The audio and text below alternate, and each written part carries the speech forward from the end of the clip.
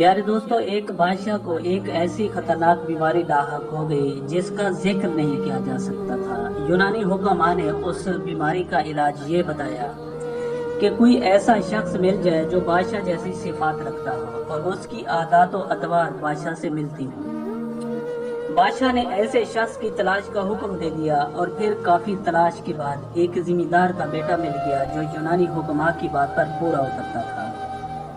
बादशाह ने उस लड़के के वालिदैन को माल और दौलत देकर इस बात पर राजी कर दिया कि वो अपने बेटे की कुर्बानी दें।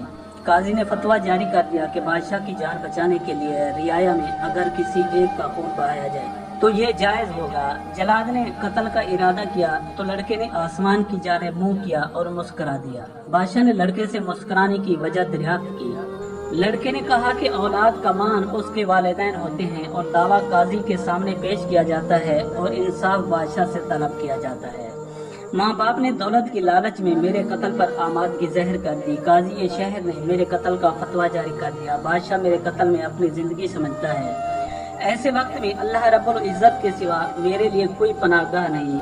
ऐ बादशाह, मैं किससे फरियाद करूं? मैं अल्लाह रब्बुल इज्जत से इंसाफ का तलबगार हूँ। बादशाह ने उस लड़के की बात सुनी तो रो पड़ा और कहने लगा कि मैं खा मरूं या जिंदा रहूं, मेरे नजदीक इस बेगुनाह के कत्ल से मेरा मर जाना बेहतर है। बादशाह ने आगे बढ़कर उस लड़के का सर चूमा और उसे सीने से लगा लिया। अल्लाह रब्बुल इज्जत की कुदरत, वो बादशाह एक हफ्ते में तंदुरुस्त हो गया। इस वाक़ये को बयान करने का मकसद ये है कि अगर इंसान अल्लाह रब्बुल इज्जत पर कामिल भरोसा रखे और अपनी जान बचाने के लिए किसी का नाहक खून ना बहाए तो अल्लाह रब्बुल इज्जत बड़ा मददगार है। और अगर तुम कामिल यकीन के साथ उससे मदद मांगोगे तो वो यकीनन तुम्हारी मदद करेगा। प्यारे दोस्तों, मैं उम्मीद करता हूँ कि आपको हमारी ये वीडियो अच्छी लगे। अगर आपको हमारी ये वीडियो अच्छी लगे तो प्लीज़ आप हमारे चैनल को सब्सक्राइब और इस वीडियो को लाइक ज़रूर कीजिए।